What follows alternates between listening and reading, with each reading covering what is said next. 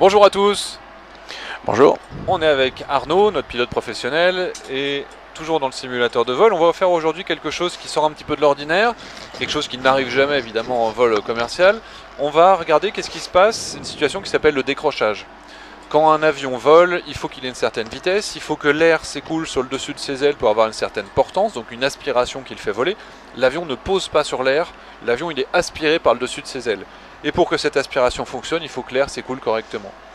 Si jamais on volait trop lentement avec un angle pour avancer qui était trop élevé, l'air ne va pas arriver bien de face, donc l'air ne s'écoule pas correctement sur le dessus de l'aile. Et là on peut arriver sur une situation qui est potentiellement dangereuse, qui s'appelle le décrochage, dans lequel l'avion ne va pas réussir à avoir sa portance normale, donc petit à petit l'avion va s'enfoncer très progressivement d'abord, puis évidemment si on pique pas du nez vers le bas pour reprendre de la vitesse, l'avion va continuer à descendre, c'est un décrochage. Pour éviter cette situation, Airbus, alors dès le début, l'A320 a ce qu'on appelle les commandes de vol électriques, c'est-à-dire qu'il y a un ordinateur entre les mains du pilote et les gouvernes qui sont au bout des ailes, qui permettent d'empêcher de se mettre dans des situations dangereuses, et l'avion refuse par exemple de faire des virages trop inclinés. Si on dépasse une certaine demande de niveau d'inclinaison, l'avion ne va pas accepter. De la même manière, si on ralentit trop, si on coupe les moteurs, et donc une situation qui est potentiellement dangereuse, notre Airbus A320 et tous les autres Airbus vont se mettre en descente pour reprendre de la vitesse, même si le pilote ne le demande pas. Et donc ça a permis de sauver des situations sur lesquelles il y aurait eu des décrochages. Par exemple, l'amérissage sur le fleuve Hudson, le pilote avait fortement tiré sur son manche, mais il savait qu'il avait une protection de domaine de vol, et donc l'avion l'a remis en descente alors qu'il aurait décroché plusieurs fois s'il n'y avait pas cette protection. Là on est sur un autre type d'avion, on est sur le Boeing 737, donc c'est un appareil qui n'a pas directement de protection de son domaine de vol. C'est-à-dire que le pilote, on ne va pas dire qu'il est libre de faire ce qu'il veut, parce qu'en réalité il a beaucoup d'indicateurs, mais qui vont lui dire « Attention, tu es en train de te préparer et de te rapprocher d'une situation qui est potentiellement dangereuse. » Par exemple, tu veux faire un virage incliné, on va juste écouter l'alarme. Par exemple, si on fait des virages qui sont trop forts, alors le pilote, déjà dans son manche, il y a un poids dans le manche d'un Boeing, alors que ce n'est pas le cas chez Airbus. Et donc le poids du manche devient de plus en plus lourd au fur et à mesure qu'on se retrouve sur une situation qui s'approche de quelque chose qui n'est pas normal. Et donc si on fait un virage trop fort, bank angle, tu fais ton virage, attention, tu es en train de faire quelque chose quand même, tes passagers vont pas être super contents à l'arrière. Donc l'avion nous avertit, mais l'avion n'empêche pas le pilote. Théoriquement, un pilote pourrait faire plus ou moins ce qu'il veut avec un Boeing 737 ou avec un Boeing. D'ailleurs, en pilote d'essai, dans les années 60, sur le Boeing 707, vous avez un pilote qui avait fait un tonneau parce qu'on lui avait demandé fais ce que tu peux, vas-y montre ce que tu es capable de faire avec l'avion. Il y a une démonstration pour des hautes autorités, donc l'avion a fait un tonneau. Donc un tonneau, c'est pas un looping, un tonneau, c'est il avait pris plein de vitesse et il avait fait ça. On le fait pas, c'est pas possible, mais l'avion physiquement est capable de résister à ça si c'est correctement fait. Donc là aujourd'hui, ce qu'on va faire, c'est du coup qu'on va se mettre dans la situation qui est de voler trop lentement, d'avoir du coup le nez de l'avion qui va se lever pour compenser la baisse de portance qui est liée à la vitesse, et donc progressivement on va avoir d'abord des indicateurs qui vont nous dire attention, t'es pas dans une situation normale, et des alarmes. Je me mets face, hop, je m'assois correctement. Alors, on est dans un simulateur, on va donc simuler un décrochage. Dans la vraie vie, on prévient le contrôleur aérien qu'on va faire un exercice de décrochage. On a la bonne hauteur, parce que ça sert à rien de faire un décrochage à 500 mètres du sol, parce qu'on est trop joueur. Là. Donc là, on est à 4000 mètres, à peu près 4000 mètres de hauteur. Personne en dessous, on est autorisé à faire notre décrochage. Je précise juste que, fut un temps, les pilotes militaires sur les gros avions, et même les pilotes de ligne dans certaines compagnies, s'entraînaient réellement à faire le décrochage réel. Aujourd'hui, on a des simulateurs de vol qui permettent de le faire exactement de la même manière, sauf qu'on n'use pas l'avion de manière accélérée en faisant des vibrations, etc. Excuse-moi. Tu peux prendre l'avion. Alors, on va enlever le flight director, si tu veux. Donc l'aide au pilotage. Je vais te réduire les deux moteurs, la poussée des deux moteurs, donc on va les avoir au ralenti. Et donc moi je vais pas vouloir me mettre en descente, parce que si je me mets en descente, je continuerai à maintenir ma vitesse. Voilà. Donc je tire gentiment sur mon gentiment. manche pour moins avoir on va vite au-dessus de l'horizon. Voilà, moins on va vite, plus il faut lever le nez de l'avion pour garder l'altitude. Donc à 300 nœuds, on a 1 degré. Si on prend plus, on monte, si on prend moins, on descend. À 250 nœuds, il faut à peu près 2,5 degrés. À 120 nœuds, il faut à peu près 5 degrés. Et puis à bout d'un moment, l'avion va décrocher quand on sera à un certain angle assez fort. Alors il ne faut pas confondre l'incidence et... Ah bah je t'avais pas débrayé le pilote automatique. Ah oui, c'est pour ça que le PA, je le Ah savais ouais. pas.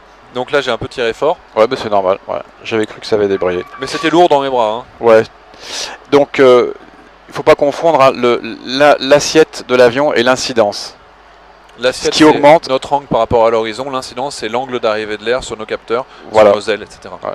Et c'est l'incidence qu'on augmente quand on ralentit l'avion. Et forcément, si on ne veut pas descendre, on augmente l'assiette. On n'est plus qu'à 230 nœuds. Voilà, ça commence à réduire. Alors attends, je vais juste montrer. Hop. Ici sur le côté on a la vitesse qui évolue, donc j'ai tiré sur mon manche, on voit l'horizon artificiel, donc on a le nez dans le bleu, ce qui veut dire qu'on a le nez au-dessus de l'horizon, donc c'est pour ça que notre altitude ne diminue que très doucement. Et là on n'est ni en train de monter, ni en train de descendre, pourtant on a le nez levé à 5 degrés d'assiette, et comme on n'est ni en train de monter, ni en train de descendre, ça veut dire que l'incidence est de 5 degrés. Vous voyez le truc rouge qui arrive là? Le truc rouge, ça, c'est la limite, c'est la zone dans laquelle on va être dans le décrochage.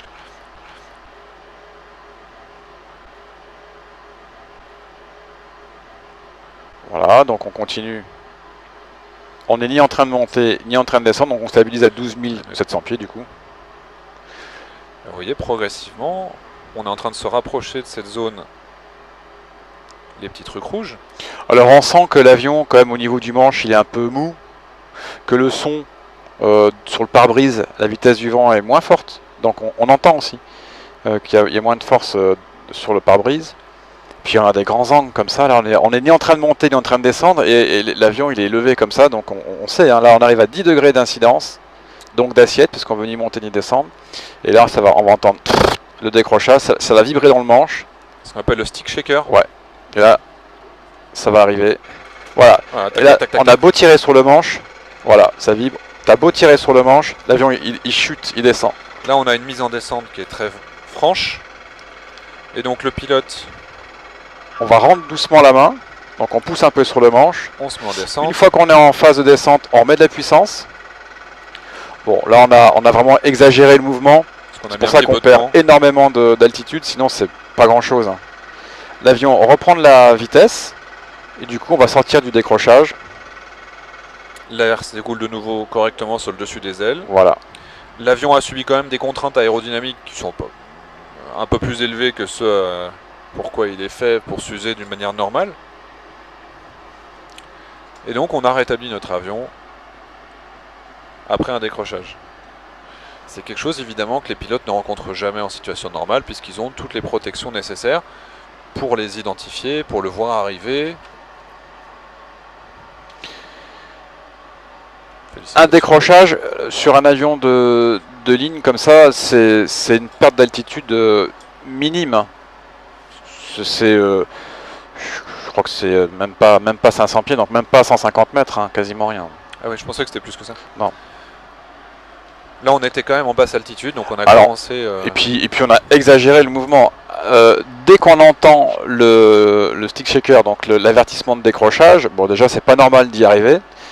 Et dès qu'on l'entend, bah, le réflexe c'est de pousser sur le manche un petit peu, mettre de la puissance et de remonter. Là on a eu aucun réflexe, on a attendu vraiment de s'installer dans le décrochage, de descendre, donc c'est pour ça qu'on a perdu quand même beaucoup d'altitude. Et le stick shaker, évidemment, quand on a le stick shaker, par exemple au décollage avec les volets sortis, il ne faut surtout pas changer de configuration. Je dis ça en particulier par rapport à des accidents qui ont eu lieu avec le Boeing 737 MAX. On sait que sur le vol Ethiopian, le pilote avait le stick shaker activé, c'est-à-dire que l'avion pensait qu'il était proche du décrochage et le pilote est passé en configuration lisse, c'est-à-dire qu'il a rentré les volets et c'était la seule situation dans laquelle le MCAS se déclenche, pilotage manuel et volet rentré. Donc les pilotes, malheureusement pour eux, ont déclenché le MCAS involontairement lors du vol Ethiopian. J'ai d'autres vidéos, je peux vous renvoyer également vers ça, et un article également sur le blog, je vous mettrai le lien en commentaire de cet article. Voilà, j'espère que cette vidéo vous a plu, que c'était distrayant en tout cas, parce que ça c'est quelque chose évidemment que les pilotes ne font jamais, si ce n'est en simulateur de vol, parce que les pilotes régulièrement se réentraînent, repassent au simulateur de vol, vont simuler des situations qui sont plus ou moins normales, et évidemment celle-ci c'est une situation qui est totalement anormale, les pilotes ne doivent jamais s'y retrouver, mais si jamais ça survenait, ils doivent savoir en sortir, et donc c'est pour ça que le simulateur de vol existe. N'hésitez pas à nous laisser des petits commentaires, on essaie toujours de répondre à vos questions. Et puis si vous voulez nous écrire et nous donner de nouvelles idées de vidéos dans le simulateur de vol ou ailleurs, eh ben n'hésitez pas, c'est toujours un plaisir. Merci à tous pour votre fidélité. Merci, à bientôt.